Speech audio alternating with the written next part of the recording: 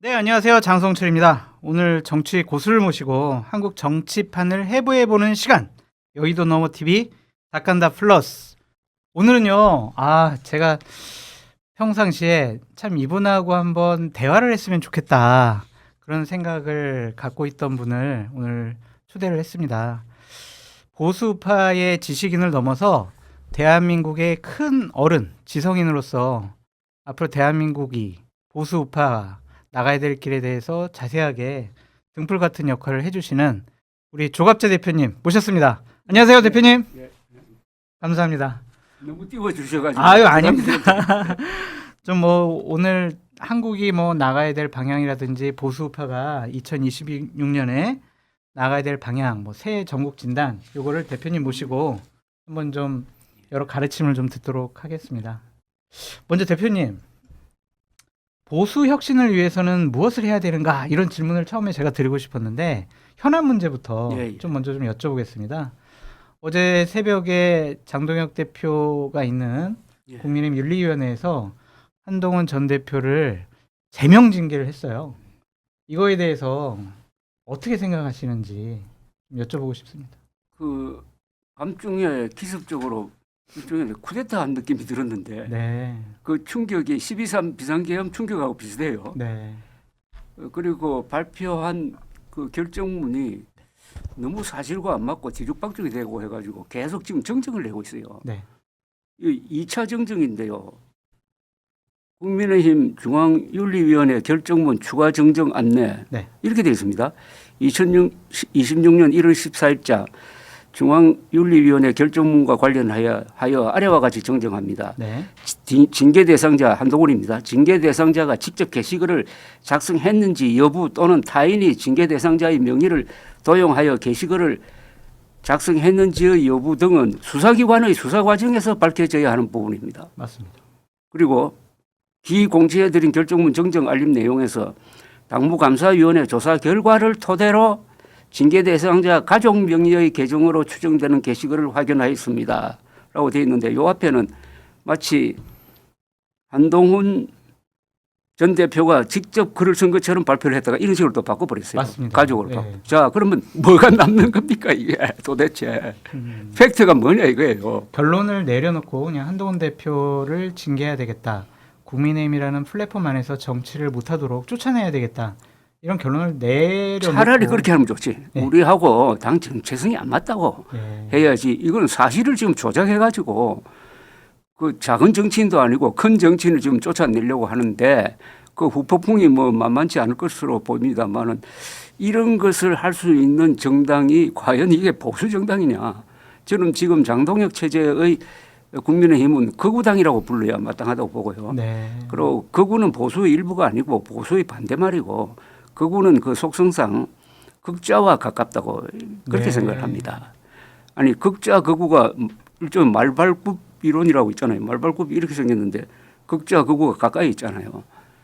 제가 극좌 극우를 구분하는 것은 3대 그 기준이 있는데 하나는 법을 무시하는 것하고 그다음에 사실을 무시하는 선동, 그다음에가 인종적 어떤 선동, 반중이든지 반미, 반일 이런 건데 이게 다 지금 극좌와 극우가 같이 가지고 있거든요. 네. 그래서 그래서 저는 국힘당이 현재 체제로 가면은 이 극우 컬트화로 가는데 오늘이거든요. 오늘 사건이 이게 결정적 분수령이 되지 않을까 그렇게 생각합니다. 고쳤을 수가 없다라고 판단을 하시는 것 같아요. 장동혁 대표 체제 하에서는. 그런데 역시 정당이라는 건 또 모르죠. 생물인데 거기 107명의 국회의원이 있잖아요. 국회의원 중에 그래도 상식을 가진 사람들이 많을 텐데 이 사람들이 과연 장동혁 체제를 계속 따라갈 거냐 네. 하는 언젠가는 행동으로 나설 텐데 요새 이제 개별적으로 무슨 비판을 하는데 조직적 행동으로 나설 텐데 그것 하나 하고 그다음에 당원 문제인데요. 당원이 한 100만 정도로 늘었다고 하는데 문제는 국민의힘 당원이 문제인 것 같아요. 네. 어, 양양자 최고위원은요. 예. 최고위원 회의 때 한동훈 전 대표의 징계에 대해서 전당원 투표를 좀 붙여보자 이렇게 제안하려고 지금 계획 중이라고 합니다. 그래요? 이거는 옳은 판단이다 아니면은 잘못된 판단 같다 어떻게 생각하십니까? 그거는 현재의 당원 성향으로는 상당히 한동훈 전 대표에게 불리할 것 그렇죠. 같은데 네. 불리할 것 같은데 왜냐하면은 제 추측은 이렇습니다.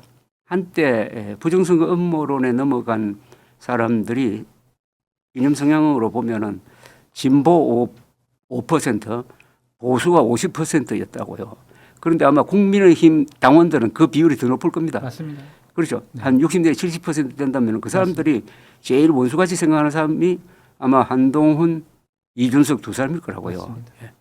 그래서 이 당원이 또 당원이 늘고 있으니까 이 당원을 지금 장동혁 대표는 지난 7일 쇄신안에서 당원 중심의 정당 운영을 하겠다고 했잖아요. 그러니까 극우적 당원 중심의 정당 운영을 하면 국회의원들도 상당히 주눅이 들 수가 있거든요. 그래서 상당히 지금 구조적으로 극우화가 진행되고 있다고 저는 보는데 이게 문제는 이번 지방선거에서 심판을 받겠죠. 이게 당원 투표를 하게 되면은 하여튼 좀 적극적으로 장동혁 대표를 지지하거나 예. 적극적으로 의사 표시를 하고 싶어하는 소수의 당원들만 투표를 하게 될 것 같아요. 예. 지난번에 당명 개정안과 관련해서 예. 뭐 당원의 68%가 찬성했습니다. 그러니까 당명 개정하겠습니다. 이렇게 얘기를 하는데 예. 결국에는 당원의 25%만 그렇죠. 투표를 했거든요. 그렇죠. 그렇다면 이 당원 투표라는 것이 어찌 보면 장동혁 체제를 좀 강화시켜주는 그렇죠. 하나의 수단으로 전략하지 않을까 예. 예. 좀 그런 생각이 들어서 저도 양양자 최고위원이 당원 투표에 붙이자 이거는 한동훈 대표를 쫓아내려는 그 음모에 힘을 실어주는 그럴 수도 것이 있을 것 아니냐 같아요. 좀 그런 예. 걱정이 듭니다. 그리고 이거는 저는 여론조사니 당원 투표니 하는 것 가지고 결정했을 건 아니고 이 보수라는 게 결국 이성적인 조직인데 그렇다면 이게 과연 징계 대상이냐 하는 팩트를 분명하게 해야죠. 네. 예. 기본적으로 익명이 전제된 게시판을 저렇게 조사를 해서 당신 가족들이 했지? 이거는 징계. 이게 과연 맞습니까, 대표님? 아니 지금 그 수준을 넘어가지고 한동훈 전 대표가 이호선 씨를 그 허위사실 명예훼손으로 고소를 하니까 그날인가 입장문을 발표했는데 그 입장문 내용에 보면은 한동훈 장인이 쓴 글이 아님을 알지만은 한동훈 장인이 쓴 것으로 발표를 했다. 왜 그렇게 했느냐? 이렇게 하면은 본인이 반론을 제기할 것이다. 네. 그렇게 써놨어요. 네. 자기가 조작했다고 써놨습니다. 고백을 했어요. 그렇죠. 난 세상에 이런 거 처음 봤습니다.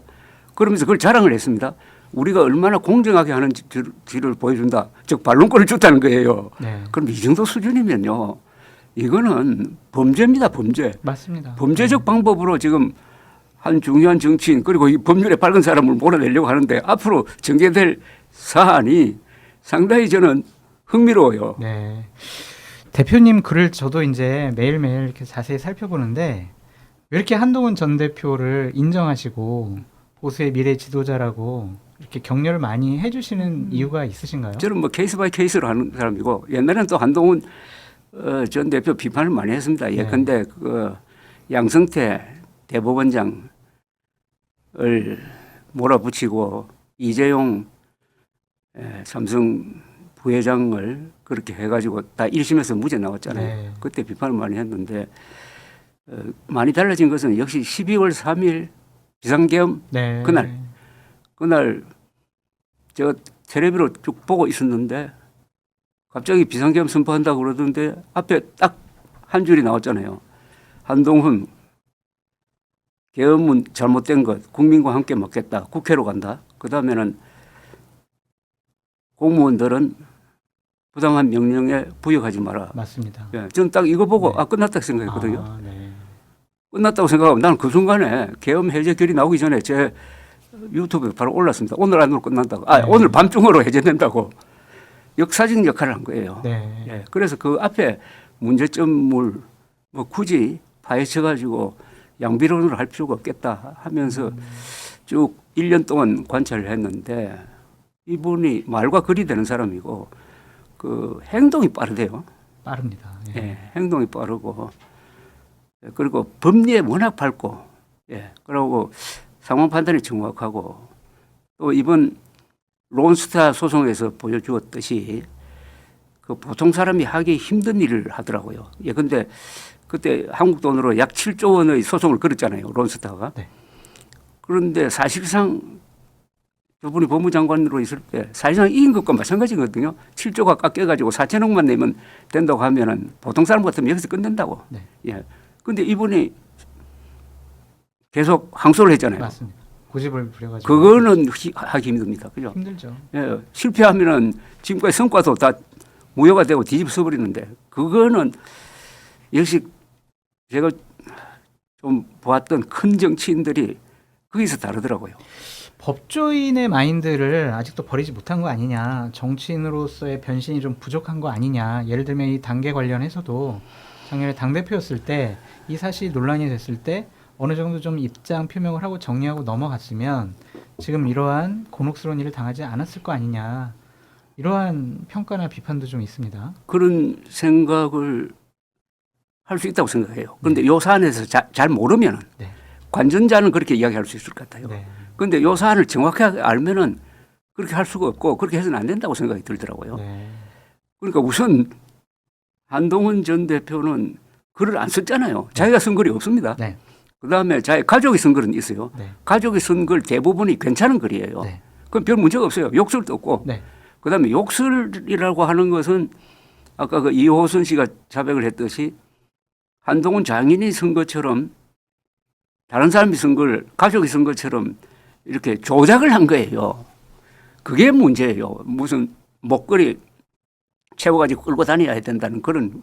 그러니까 내가 들여다봐도 이것 가지고 사과하는 거는 옆에서 사과하라고 하니까 분위기 맞춰주기 위해서 자기가 잘못한 것도 아닌데 사과하는 거하고 마찬가지예요. 네. 그러니까 한동훈 입장이 되면 절대 사과할 수 없을 것 같아요. 네. 예.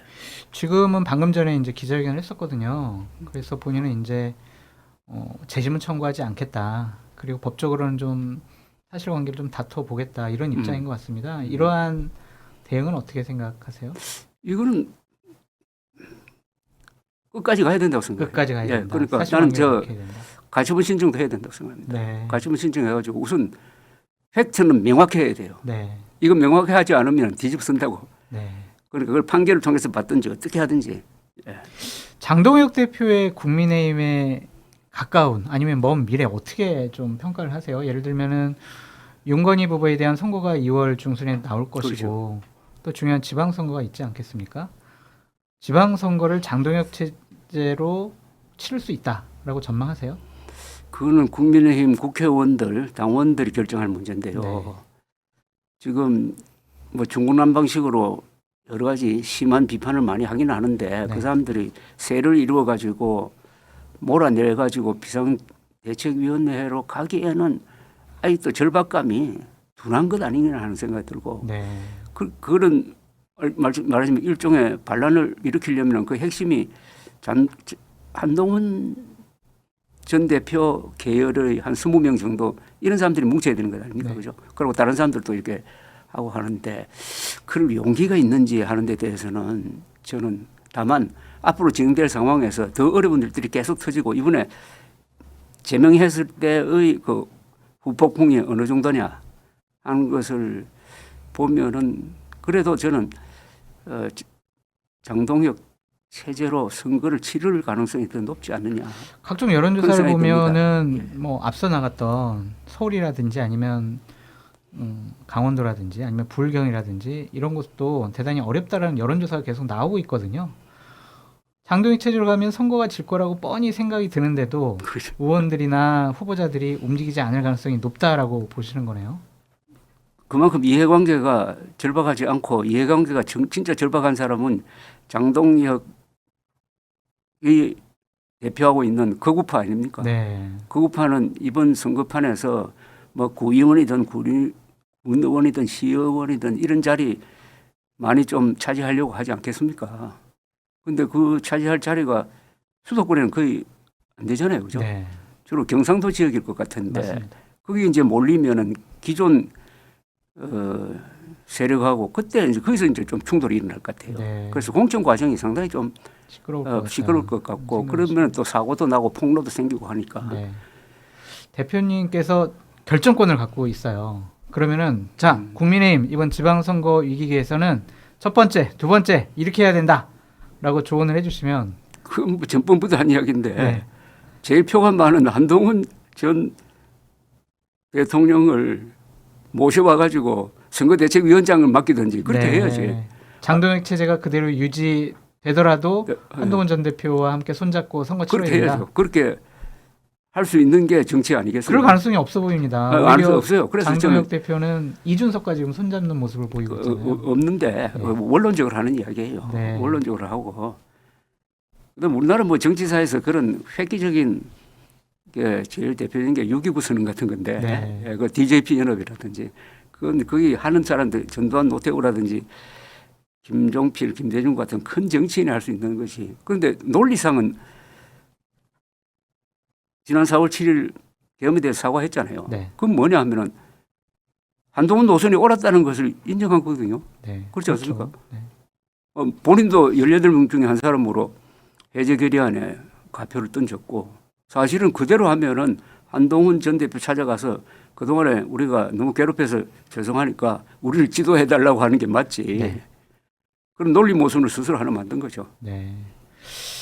장동혁 대표의 보수파의 미래, 지방선거 전망은 대단히 좀 암울하게 보시는 것 같다. 좀. 그런데 그런 생각이 저는요, 들고요. 우선 장동혁 전 대표가 선거 승리에 관심이 없다고 봅니다. 아, 네. 아니 선거 승리에 관심이 있으면은 한동훈 전 대표를 이 시점에서 제명하는 걸 하겠습니까? 아, 제가 그쪽 분들하고 얘기를 나눠봤는데 이런 논리예요. 부피만 커져봤자 소용이 없더라. 그래요, 맞습니다. 우리끼리 뭉쳐야 된다. 그렇습니다. 예. 이재명 봐라, 개딸들 뭉쳐가지고 결국에는 대통령 자리 차지하지 않느냐. 우리도 우리에게 다른 얘기하는 사람 다 쳐내버리고 우리끼리, 우리 당원들끼리, 우리랑 인연과 노선이 같은 사람끼리 먼저 뭉쳐야 된다. 다른 사람 쳐내야 된다. 이런 생각을 강하게 갖고 그거죠. 있더라고요. 그러니까 이번 지방선거에서 극우파들을 일단 많이 공천해가지고 많이 당선시키는 걸 제1 우선순위로 하고 네.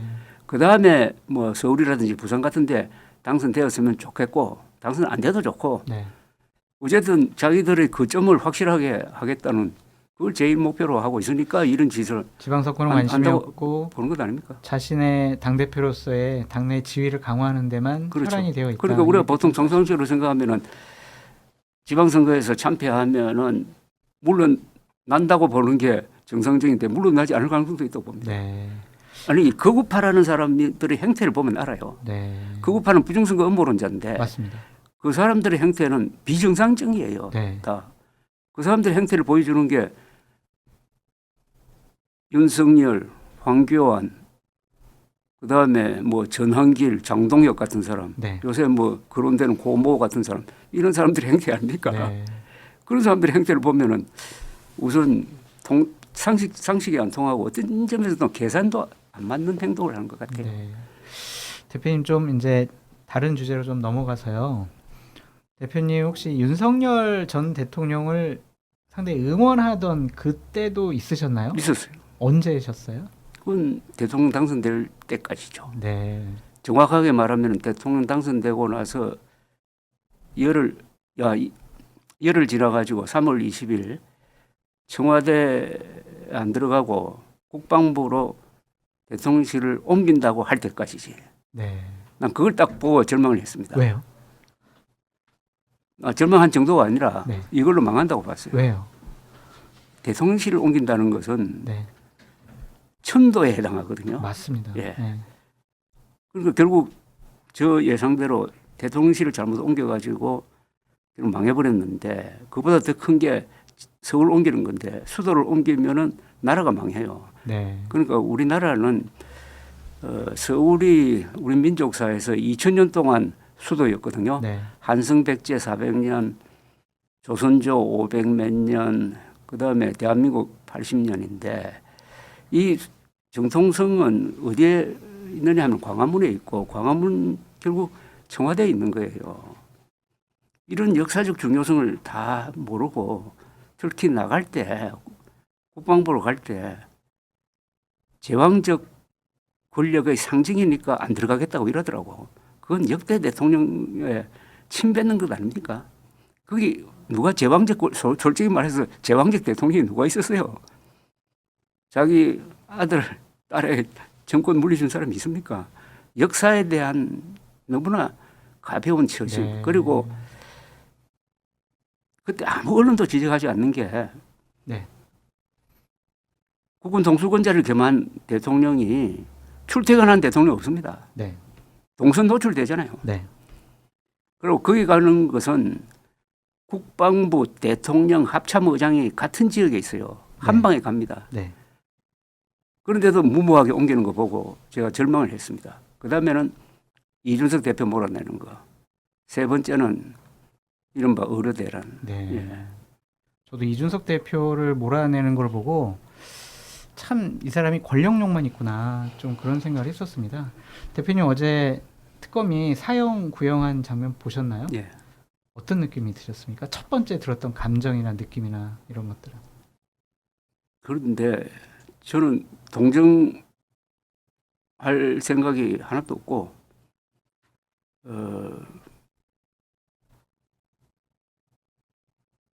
이 지도자면은 네. 지도자의 미학이 있어야 되거든요. 네. 지도자는 멋지게 보이고 당당하게 보이고 특히 어려울 때 네. 흔들리지 않는 모습을 보여야 네. 따르는 사람들이 안심을 하는데 네. 이 법정에서 사람이 저렇게 망가질 수가 있느냐. 네. 인성과 능력의 바닥을 드러내버리고 그냥 처절하게 자폭을 하고 요게 그냥 그대로 국민의힘 지지율 끌어내리는 쪽으로 작용을 하고 있거든요. 네. 그래서 저는 최상급의 용어로서 참 평가를 하려고 하는데 저는 윤석열 전 대통령은 영구적으로 격리돼야 될 사람이라고 생각합니다. 영구적으로 격리. 그 방법은 두 가지가 있는데요. 네. 왜냐? 위험한 사람이에요. 위험해요. 맞습니다. 아니 지금 솔직히 말하면 국힘당을 장악하고 있는 극우파의 교주가 윤석열 아닙니까? 맞습니다. 예. 어제 밤에 그런 일이 있었고 오늘 새벽에 있었던 한동훈 전 대표 몰아내는 것도 그 배후 세력은 윤석열로 봐야 되니까요. 네. 가장 위험합니다. 한국 네. 민주주의를 위해서도. 그리고 절대 용서할 수 없는 게 부정선거 음모론이에요. 네. 부정선거 음모론과 저는 2020년 4월부터 계속 싸워왔는데 2024년 4월 선거로서 정리가 됐어요.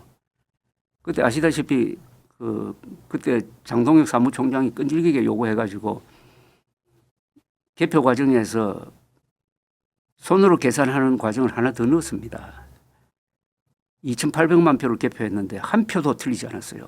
그래서 끝났습니다. 그럼요. 그런데 윤석열 나타나가지고 부정선거 확인하기 위해서 뭐 선관위를 습격했다 이렇게 하면서부터 다시 재생해가지고 걷잡을 수 없게 된 것 아닙니까? 네. 그리고 이것 때문에 결국 보수가 이 문제 해결하지 못하면 보수 망합니다. 맞습니다. 특히 보수 지식인들 여기에 넘어갔던 보수 지식인들 정치인들 네.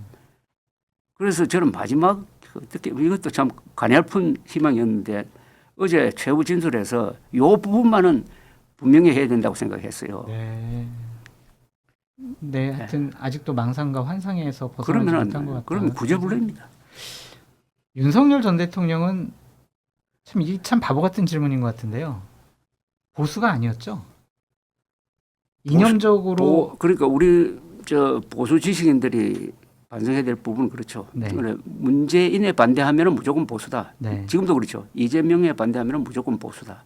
진영 논리. 네. 특히 보수 지식인들의 진영 논리가 윤석열을 괴물로 만들었습니다. 네. 수많은 실정을 할 때 보수 지식인들이 비판하지 않고 다 박수 쳐가지고 팬클럽 같은 역할을 했잖아요. 맞습니다. 그러다가 같이 지금 구렁텅이에 빠져가지고 네. 그리고 보수 지식인들이 망가진 게 지금 보수층은 지금 있다고 봐요. 네. 보수층은 아주 근저하다고 보는데 보수 지식인이 윤석열 박수 부대로 활동하다가 이렇게 되고 그와 연동돼 가지고 보수당이 극우가 되어버렸죠. 그런 점에 있어서 참 괴물 같은 사람을 국민의힘 쪽에서 대통령으로 좀 만든 것이 아닌가. 좀 보수 쪽에 있는 정치인분들도 반성해야 될 대목이 많은 것 같다. 좀 특히 그런 저는 울림으로 보수 좀- 지식인입니다. 네. 보수 지식인이라고 하면은 언론인, 네. 글 쓰는 사람, 네. 그다음에 보수 운동가들. 네. 예. 알겠습니다. 대표님 잠깐 저 댓글 좀 슈퍼챗 쏴주신 분들이 있어서 이거 좀 예. 읽도록 하겠습니다. 유저 BQOIC4IL2님 이렇게 복잡해요? 슈퍼챗 싸주시면서요. 조갑제님 며칠 전에 한동훈님에게 이렇게 말씀을 드렸습니다. 가신 아케치 미스 히데한테 모반당해 참담한 결말을 맞게 된 오다 노부나가처럼 되지 마시고요. 총명하고 똑똑한 재능으로 치고 올라가시길 바랍니다. 이렇게 한동훈 전 대표를 응원해 주신 분 계시고요. LHS 혜진님 후원해 주시면서 장 소장님 진행 잘합니다. 인지하셨어요? 반드시 한동훈의 시간은 올 것이다. 응원합니다. 이렇게 좀 얘기를 해주셨고요. BQOIC412님 또 후원을 해주셨습니다. 익명 게시판 의미도 모르면서 사회를 맡고 계시는 분에게도 설명을 해주시고요. 이제는 법적 대응으로 나갔으면 좋겠습니다. 강보바타님, 장 소장님 이준석이 한동훈 손 안 잡고 장동혁이랑 법안 추진한 게 못마땅하신가요? 요거는 좀 이따 제가 조갑재 대표님께 이 사항도 한번 좀 여쭤보도록 하겠습니다. 저희 구독과 좋아요 좀 많이 좀 눌러주시고요. 오늘 조갑재 대표님 모시고 귀한 말씀 지금 듣고 있다라고 좀 말씀을 드리겠습니다. 일단은 뭐 윤석열 전 대통령 19일 날 선고가 나올 것으로 예상이 됩니다. 그러면 대표님 좀 보수파의 여러 가지 분란과 갈등과 혼란이 그때 선고를 통해서 정리될 가능성이 있을까요? 아무래도 한국의 극우 세력은 축소 과정으로 들어간 건 사실이에요. 예. 그렇습니까? 축소화되는데 네. 뭐 거기에 일조를 하겠죠. 네. 그러나 그걸로 해결되는 건 아니고 네. 다만 하나 우려스러운 것은 요사이 부정선거 음모론만 가지고 보면은 20대와 70대가 비슷해져 버렸어요. 네.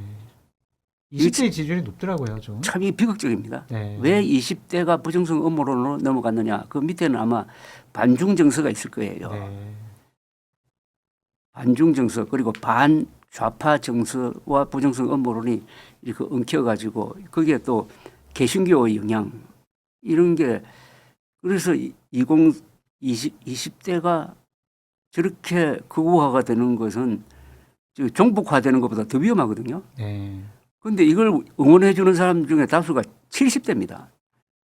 우리나라에서 가장 참 어떻게 보면은 흉한 모습이 노인이 나이 먹어가는 노인이 부정선거 음모론에 빠져가지고 젊은 영혼을 망가뜨리고 네. 자기는 뭐기에 돈 대준다 해가지고 그걸 애국이라고 생각하는 이런 모습.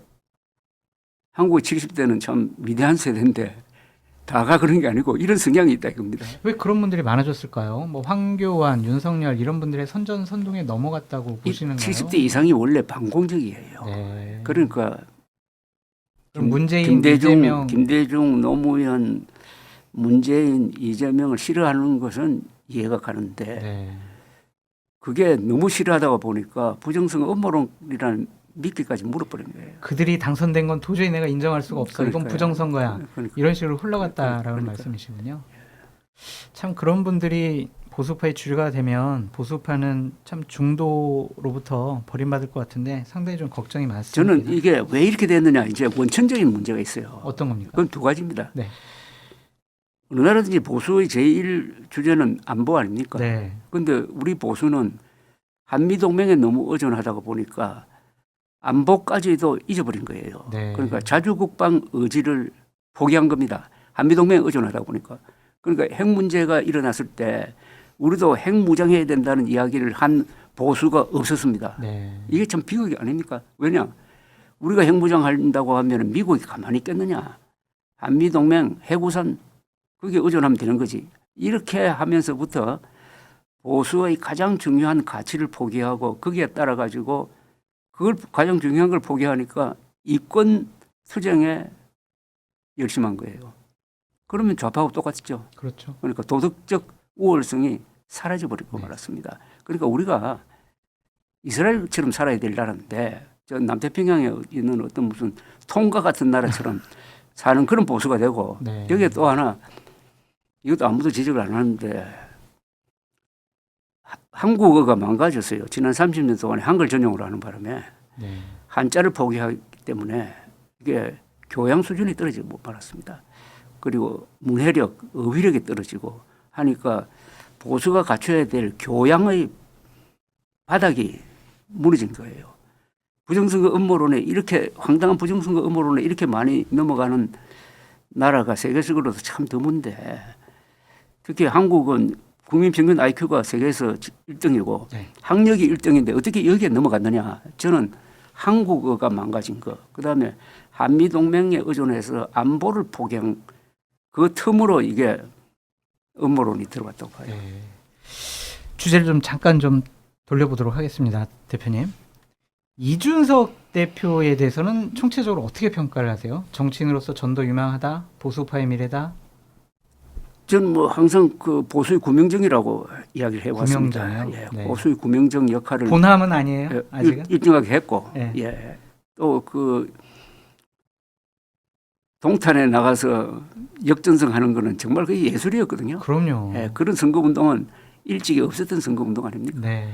그리고 세 사람이 다 천하람, 이주영 이분들이 다 참 보기도 좋고 네. 세 사람이 같이 서면 모양이 좋아요. 네.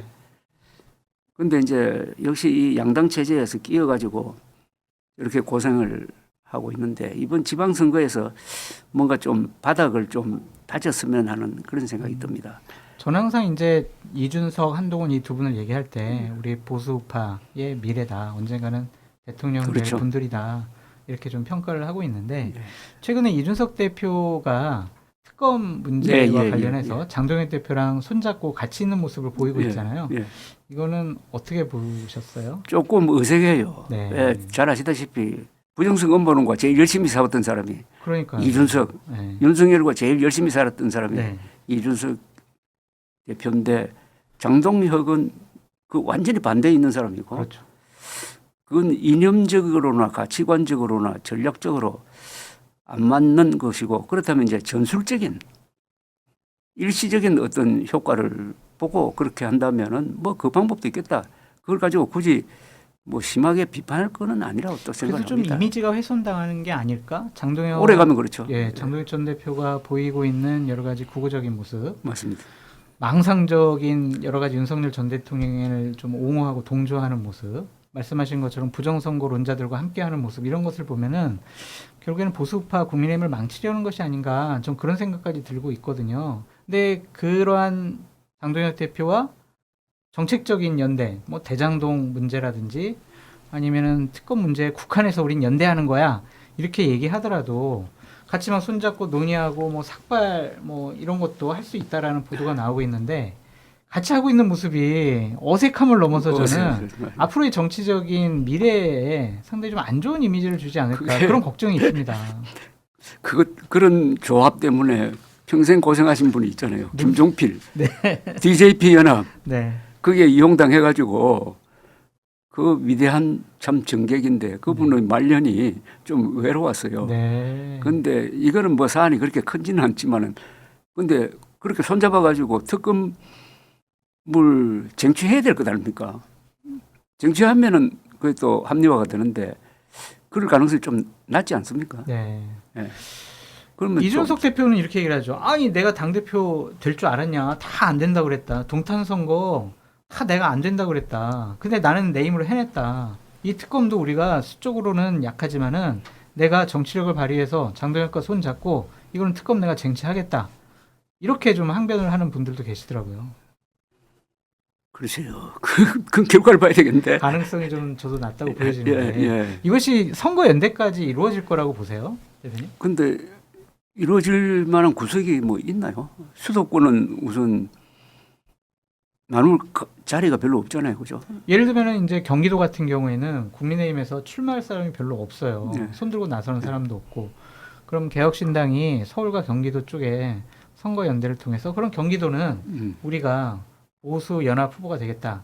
이런 식으로 할 가능성도 있지 않을까. 근데 이준석 대표는 절대로 아니다. 이렇게 좀 손사래를 치고 있습니다. 신뢰도 없고 안 할 거라고 봅니다. 네. 거기까지는. 기본적으로 좀 어떤 선거 연대라든지 정치적인 입장을 같이 하는 모습까지 이준석 대표가 보이는 것은 좋지 않다, 옳지 않다. 이렇게 판단을 하고 그 깊게 계시는데. 안 나가고 네. 하여튼 일시적으로 하고 일시적으로 하더라도 성과를 내야죠. 근데 그런 연대 없이 개혁신당이 기초 의원이라든지 뭐 기초 단체장이라든지 이러한 당선자를 이번에 지방선거 때 뭐 만들어내기는 좀 불가능해 보이잖아요. 힘들어 보이잖아요. 그러면 정치적인 입지가 상당히 약해지죠. 좁아드는 거 아니야? 약해지는 근데 거 아니야? 그 전략은 좀 근사하게 보이던데요. 99만 원으로 저 선거 치르도록 하겠다 해가지고 지금 온라인으로 모집하고 있잖아요. 그러나 아마 구의원, 네, 기초의원 얘기하는 기초 거죠. 구의원, 뭐 시의원 요 정도 선에서 한다고 그러는데 그건 상당히 괜찮을 것 같아요. 네, 거기서 좀 무슨 저 작은 정당이 크려면은 뿌리를 다지든지 어떤 지역의 강력한 지지를 확보하는 게 필요한데 그걸 할 수 있는 기회가 아닌가 하는 생각이 들어요. 너무 근데- 큰 그림 뭐 어느 시장에서 도지사 뭐 이것보다는 거기에 집중해가지고 그게 어떤 정치 문화를 만들어내면은 네. 좋지 않을까요? 그래서 뭐 정치지망생 4천 명 모집한다는 예, 것이 기반을 좀 마련하는 의도도 있다 이렇게 좀 평가를 하시는군요. 성공하기를 바라고 네, 성공해야죠. 상당히 호의적으로 지금 보도를 해주고 응원하고 네, 싶어요. 네. 저도. 알겠습니다. 그 나중에 이제 이준석, 한동훈 둘이 이제 대선에서 붙었어요. 대표님 누구 응원하실 거예요? 저 이런 이야기 들었어요. 이준석 대표한테 들었는데 지난 6월 대선 때 네, 한동훈 후보로 나오면은 네, 이런 제의를 하려고 그랬다 그래요. 한 보름 동안 계속 토론만 하자. 두 사람이 맞습니다. 토론하고 그 결과를 가지고 저 후보 정하자고 네. 제안을 했다고 그러는데 그게 성사가 안 돼서 그렇지. 만약 그렇게 됐으면요 네, 이겼을 수도 있다고 생각합니다. 네, 예. 그런데 뭐 김문수 후보가 나오는 바람에 거의 성사가 안 됐는데 그래서 두 사람은 일단 이 정치적 상상력을 만들어낼 수 있는 사람으로 봐요. 네, 이준석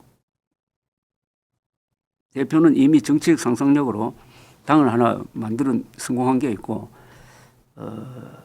한동훈 전 대표가 그런 정치적 상상력을 좀 발휘했으면 좋겠다는 생각이 네, 들어요. 그래서 저는 지금 두 사람이 장점이 있고 뭐 단점도 있겠지만은 장점은 한동훈 전 대표는 하여튼 이 저분이 20년 동안 특수검사로서 수사를 했다는 게 저 사람 지식의 근본이더라고요. 네. 이 특수수사를 하면은 정치인 그다음 대기업을 수사를 하기 때문에 뭘 많이 알게 됩니다. 그렇죠. 예.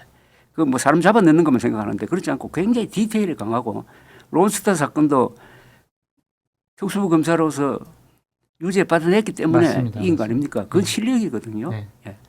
그런데 이제 법무장관 했다고 또 고초도 당하고 했고 이번에 또 고초 당하고 하는데 네.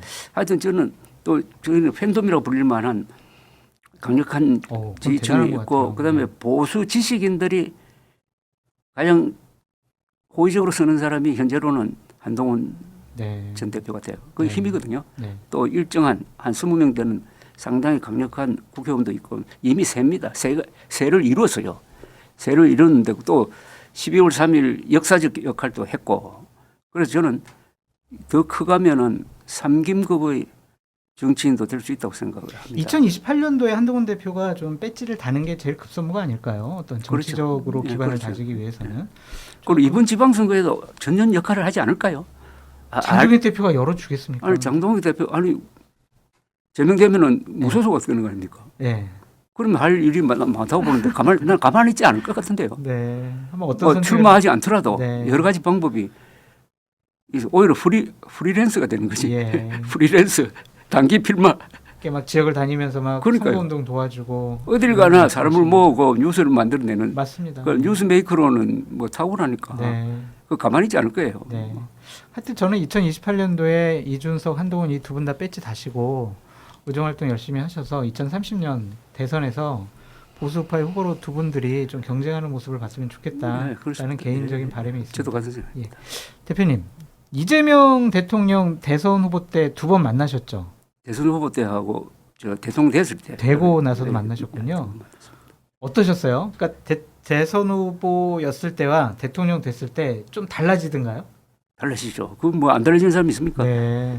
저분은 멘탈이 강한 사람이고 네. 낙천적이더구만요. 네. 그래서 제가 농담삼아 이름 잘 지었다고 했습니다. 이슬제자의 발굴 네. 명자 아닙니까? 네. 항상 밝잖아요.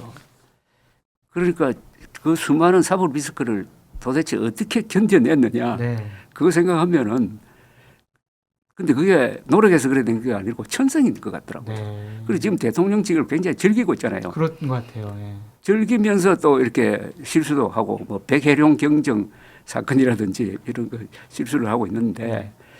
저분은 또 실수를 하면은 윤석열처럼 실수해놓고 그냥 계속 가는 게 아니라 고칠 수 있는 사람처럼 보였어요. 네. 그리고 국익 중심의 실용 정치, 국익 중심의 실용 외교를 한다는 거. 네. 실용 정치는 모르겠지만 실용 외교는 상당히 좀 뭐 그만하면 잘하고 있다고 저는 생각하는데 다만 이게 진짜 중요한 네. 이 남북 문제 있잖아요. 예, 예. 하늘 틈도 안 들어간다고. 핵 문제 여기에 욕심을 내면은 대말릴 것 같아요. 아. 그리고 여기는 실수하면 큰 실수가 돼버리니까요. 억지로 남북 예, 대화를 예. 재개하고 북한의 여러 그런, 가지 얘기를 예, 예. 들어주려고 하지 말아라. 그런 그렇죠. 조언이시네요. 직접 하셨어요? 그런 조언을? 그때 만나셨어요? 그때 구체적으로 이야기 안 했는데 네. 그리고 모든 대통령 후보는 대통령이 되는 순간 과거와 너무나 다른 사람이 되는 걸 참 많이 보았는데 그렇죠. 이분도 말하기를 좋아하고 네. 대통령 되면 그래요. 대통령 되면 고급 정보가 다 모이니까 맞습니다. 자기가 제일 똑똑하다고 생각해요. 네. 그래서 말이 많으면은 그게 또 정책에 영향을 줘가지고 꼬이기도 하고 회복할 수 없는 실수도 하고 이래 돼 버리는데 저는 앞으로 두고 봐야 되는데 저는 검찰청 해체, 네. 검찰청 해체가 현재까지 한 가장 큰 실수라고 봅니다. 이것의 부작용이 서서히 나타날 거라고요. 물론 지금 보이죠. 약간 고칠 시간은 있어요. 네. 뭡니까 그 공수처에 저 보안 수사권을 맞습니다. 주느냐 마느냐가 예. 제일 중요한데 너무 복잡하게 수사기관을 굉장히 복잡하게 만들어 버렸잖아요. 네. 복잡하게 만들면 피해 보는 사람이 그 범죄로부터 피해 받은 사람 이 재판 과정에서 굉장히 고생을 하게 되고 오히려 그런 걸 잘 이용하는 이 지능 범죄자는 만세 부르고 말입니다. 그렇죠. 예. 범죄자를 제대로 조사 수사를 못할 그러니까, 것 같은 예. 걱정이 있습니다. 그러니까 지금 민주당의 공천 헌금 그 목을 쭉 들여다보면 많은 국민들이 이렇게 생각하지 않겠습니까?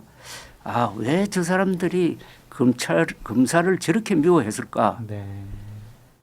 옛날에 중앙수사부가 있었으면은 저런 사건은 금방 중앙수사부가 달리 들어와 가지고 막 수사하고 있을 텐데 네. 덮었잖아요. 네. 또 경찰이 지금 보여주듯이 정권 내 매우 약하잖아요.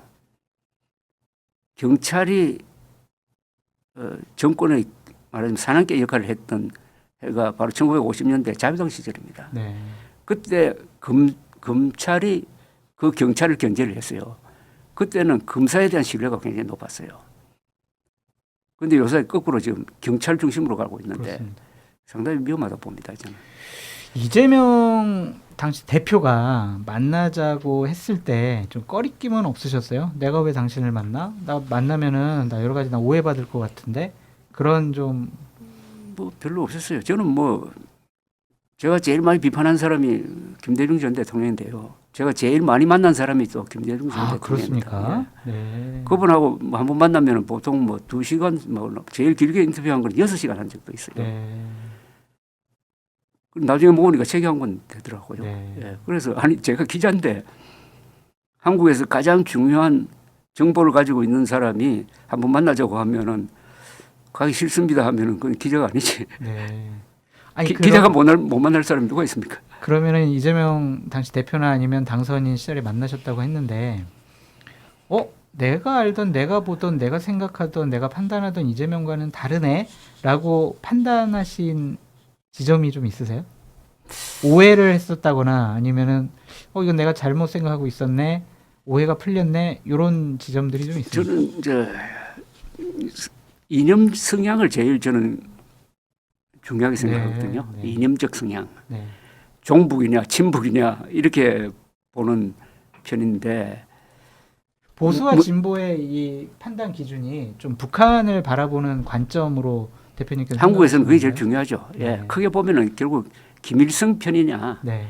대한민국 편이냐로 기본적으로 나눠지는 거거든요. 네. 그런 점에서 저는 문재인 전 대통령은 종북 성향이라고 봅니다. 네. 이재명 대통령은 종북은 아닌 것 같아요. 네. 그럼 위험성이 굉장히 줄죠. 네. 뭐 실용적인 면도 있고 약간 친북적인 면. 요새 그 무인기 사건 나왔을 때 너무 서둘러 가지고 우리 쪽에서 누가 보냈는지 뭐 잡아 족치라는 식으로 지시를 하는 거 이런 거는 그 너무나 북한 애호적인 네. 모습을 보이잖아요. 네. 그건 좀 순진한 거거든요. 네. 근데 대통령이 순진하면 안 되잖아요. 그렇죠. 순수한 건 괜찮지만. 그 총체적으로 잘하고 있다라고 좀 평가하세요. 뭐 주가도 5천에 저는 가까워지고 있고. 지금 지지율 60%가 네. 정확한 평가라고 봐요. 네. 그리고 60점이라는 이야기죠. 그게 좀 맞다고 생각하세요? 아니면 저 좁다고? 거의 정확하다고 봅니다. 저는. 정확하다. 그죠? 그래서 더 잘할 수도 있고 네. 더 떨어질 수도 네. 있고 저는 잘한 걸 치면은 우선 청와대로 돌아간 거 잘했고요. 네. 예. 그래서 저는 돌아간 김에 앞으로 이제 수도 옮긴다는 말은 제발 안 했으면 좋겠어요. 네. 수도를 세종시로 옮기면 그건 확실히 나라 망하는 그러니까요. 거니까. 예, 그건 저도 안 하. 걱정 많이 돼요. 그러니까 제2집무실 뭐 그 정도도 지금 이제 그만둬야 되는데. 네. 그다음에 잘한 거는 역시 한일 관계를 실용적으로 가져가고 있다는 거예요. 예. 한일 관계. 거기에 대해서 상당히 명쾌한 정리를 한번 한 적이 있어요. 이 독도 문제를 언급하면서 독도 이거는 분쟁이 아니다. 네. 논쟁거리는 될 수 있다. 네. 그렇지 않습니까? 그렇죠. 이 분쟁으로 만들면 우리가 손해잖아요. 그죠? 맞습니다. 우리가 갖고 있는데 네. 뭐 그렇게 정리해 주는 거. 또 미국과 중국 사이에서 아주 이 미묘한 시기에 그래도 큰 실수 안 하는 거. 네. 뭐 그다음에 에이펙 정상회의를 근사하게 해가지고 AI 선도국이라는 하나의 비전을 만든 거. 네. 예. 그리고 요사이 이제 한때 탈원전 쪽으로 가려고 하다가 요사이 또 그것도 아닌 것 같아요. 네. 바꾸는 것 같아요. 네. 그게 이제 실용적인 건데요. 예. 제일 걱정되거나 그럼 못 하고 있다라는 지점은 뭐예요? 저는 역시 남북 문제인데요. 남북 문제요. 남북 문제. 근데 우리가 뭐 어떻게 할 수 있는 게 아니잖아요. 그럼 욕심을 내면 안 된다는 거죠. 네. 예. 남북 문제에서 욕심을 내면 다 실수를 했습니다. 네. 예. 김대중 대통령도 마찬가지고 그렇죠. 노무현 전 대통령도 퇴임 4개월 전에 평양 가서 김정일하고 만나가지고 14선언 했고 이거 14선언 내용이 너무나 굴욕적이라 가지고 그렇죠. 그게 폭로가 되면서 그때 문재인 후보가 뭐 떨어지고 했는데 네. 알겠습니다. 대표님. 잠깐만 계세요. 또 슈퍼챗을 쏴주신 분이 있어가지고요. 저희가 또 소개를 시켜드려야 될 것 같습니다. 다이렉터 OH님. 지금까지 총 3번 후원해 주셨는데 너무 감사드립니다. 그리고 초이6316님, 장성철 소장님, 닭간다 플러스 초대 손님 섭외력 완전 짱입니다. 좁은 논평 감사합니다. 섭외는 우리 작가님이 해주셨어요. PD님하고. 그래서 그분들 칭찬을 좀 해주시고요. 민들레님께서도 후원을 해주셨습니다. 그리고 여러분 지금 2,000여 분 가까이 보고 계시는데 좋아요, 구독, 알림 설정 꼭 좀 부탁드리도록 하겠습니다. 대표님 좀 마지막 질문 좀 드릴게요. 예. 지방선거 전망 어떻게 보세요? 서울 어떻게 될까요? 오세훈 시장, 정원호 구청장 이렇게 딱 붙고 그러면 어떻게 보세요? 저는 오세훈 서울시장이 저력이 있다고 생각해요. 네. 저력. 그다음에 저분이 있을 때 강북이 발전했다고. 제가 강북에 살아서 그런데 네. 그건 좀 느껴요. 네. 그러니까 강남보다 더 좋은 강북을 만들겠다. 네. 그런 식으로 크게 나오면은 이 정책 비전 대결에서도 그 정원호 구청장보다 조금 큰 걸 만들 수 있다고 생각합니다. 네. 근데 국민의힘에서는 나경원 의원이 나도 도전할 거야 막 하면서 룰도 좀 바꿔야 된다라는 얘기도 많이 하고 오세훈 시장 이기는 게 내 꿈이야 막 이런 얘기도 하잖아요. 나경원 의원의 경쟁력이라든지 저런 정치적인 메시지는 좀 어떻습니까? 너무 친윤석열로 굳어져 버린 거 아닌가 하는 그런 생각이 듭니다. 그 막 저는 나경원 의원하면은 아주 근사한 기억이 많아요. 2019년에 국회에서 근사한 연설을 하고 네. 그때는 황교안 대표 밑에서 이제 원내대표 할 때인데 네. 그 광화문에 나와가지고 아주 멋진 연설을 하고 하던 그 모습에서 조금 더 발전하고 좀 품이 좀 커졌으면 좋은데 이번에 윤석열을 만나가지고 손해를 좀 봤다고 생각합니다. 그런 것 같아요. 관저 앞에서 막 윤석열 지키자라고 예, 예. 구호 외치고 행동을 하시는 거 보고 저도 많이 실망을 좀 했었습니다. 예, 참 좋은 정치인이고 그렇습니다. 예. 수도권에서 중요한 역할을 많이 할 수 그렇습니다. 있었는데 왜 그런지 모르겠어요. 그래서 저는 핍박 많이 받았어요. 시간을 두고 네. 좀 이미지를 바꾸는 고민을 한번 했으면 좋겠다는 생각이 드네요. 네. 마지막 질문 드리겠습니다, 대표님. 지금 옆에 제가 아니고 한동훈 대표가 잠깐 앉았다가 이준석 대표가 잠깐 앉았어요. 그 두 우리 보수파의 미래 정치인들에게 당신은 요거는 꼭 해야 돼. 요랬으면 좋겠어. 덕담 신년이니까 한마디씩 좀 해주십시오. 자, 먼저 제가 이준석 대표입니다. 한동훈 대표하고 자주 만나서 아, 싫어요. 저 옛날에 욕했어요. 막 저희 개혁신당 폄하했어요. 그래서 저 보기 싫어요. 정치는 싸우면서 만나고 만나면서 싸우는 거니까 네. 안 만나는 게 제일 문제예요. 네. 만나면서 싸워야 돼요. 네. 김영삼, 김대중 두 사람이 만나면서 싸우고 싸우면서 협력하고 한 사람이거든요. 네. 그 좋은 정치 모델이 있습니다. 네. 지나놓고 보면은 김영삼, 김대중 두 사람의 협력과 경쟁은 세계 정치사에도 드문 거예요. 그렇죠. 그래서 우리가 민주화를 이뤘거든요. 맞습니다. 예. 그 모델대로. 그리고 성격이 다 다르잖아요. 네. 그게 좋잖아요. 네. 또 나이도 한 10살 차이가 있고 하니까 네. 만나면 서로가 배울 게 있고 네. 저는 이준석 정치 감각이 참 좋은 이준석 네. 그리고 법률 감각이 좋은 한동훈. 한동훈. 그런데 지금 많은 사람들이 검사 출신 이게 손해가 된다고 보는데 저는 결국 한국의 지향하는 것은 법치주의 확립입니다. 그렇죠. 예. 맞습니다. 법치 확립으로 가고 정말 약점이 없는 사람이 법대로 하는 걸 보여줄 수 있는 사람이 나는 한동훈 전 대표 아닐까 하는 그런 생각이 들어요. 그럼 제가 한동훈을 이제 바뀌었어요. 그러면 당신은 이제 법조인 출신이니까 법치를 확립하는데 더 많은 노력을 해라라는 것과 현재 정치적으로 조금 공공하고 어려운 상황이잖아요. 그거를 좀 돌파하기 위해서는 한동훈 이랬으면 좋겠어. 뭐라고 격려해 주시겠습니까? 저는 제가 한 50 몇 년 동안 기자 생활을 하면서 오늘 저녁에 누구하고 약속이 있다면은 항상 가슴이 두근두근 하는 사람이 있었어요. 네, 누굽니까? 빨리 만나고 싶은데 누구예요? JP입니다. 김종필. 네, 왜요? 인간적인 매력이지. 네, 예. 그분하고 만나면은 우선 대화가 아주 민주적으로 진행이 되고 네. 여러 사람을 만나는데 이야기가 그렇게 재미가 있고 말이죠. 네, 또 우리가 르네상스적 인간이라고 붙여주었지만 다재다능하고 스포츠, 노래 뭐 못하는 게 없고 하니까 만나는 그 자체가 즐거웠어요. 네, 그래서 시계를 보면서 기다린 네. 그런 사람이 됐으면 좋겠다는 생각이 들어요. 인간적인 매력이 예, 충만하고 예. 다른 분에게 좀 즐거움을 줄 수 있는. 또 이분을 만나서 이야기해 보니까 굉장히 그 화제가 많고 경험이 많고 그 밀리터리 뭐 매니아로 그러기도 하고 뭐 스포츠에도 관심이 많고 그런 면이 있더라고요. 네. 예. 한동훈 대표를 직접 따로 두 분이 만나신 적은 있으신가요? 몇 분 있습니다. 대표님하고. 예, 예. 그때는 좀 시간 보면서 좀 기다리고 설레거나 그런 마음은 없으셨어요? 그런 마음은 없지만 하여튼 오늘은 즐거운 대화가 오고 가겠구나. 네. 또 내가 배우는 게 많겠구나. 네. 한동훈 그리고 이준석 두 사람을 만나면은 꼭 내가 배워요. 네. 두 사람부터 배울 게 정말 많아요. 네. 참 우리 보수파 우리 대한민국의 지성이신 조갑재 대표님도 이 두 분들에 대해서 그렇게 여러 가지 좋은 얘기를 많이 해주시는데 국민의힘의 일부 정치인들이 보수파 국민의힘의 원로 정치인분들이나 한동훈, 이준석 대표에 대해서 폄하하는 것을 보면 참 그분들은 무엇을 위해서 정치를 하는지 참 옆에 있으면 좀 혼내주고 싶다 그런 생각까지 좀 듭니다. 네. 대표님 오늘 귀한 말씀 너무나 아닙니다. 잘 들었고요. 고맙습니다. 앞으로도 저희 같은 좀 후배 평론가들이라든지 정치인들에게 귀감이 되고 등불 같은 얘기를 계속 감사합니다. 많이 해주시면 감사하겠습니다. 오늘 제가 이야기를 너무 많이 했어요. 내가 좀 많이 들어야 되는데. 아니 오늘 대표님 예, 얘기 들으려고 이런 자리 알겠습니다. 마련한 겁니다. 항상 건강 잘 예, 챙기시고요. 감사합니다. 네 감사합니다. 예. 딱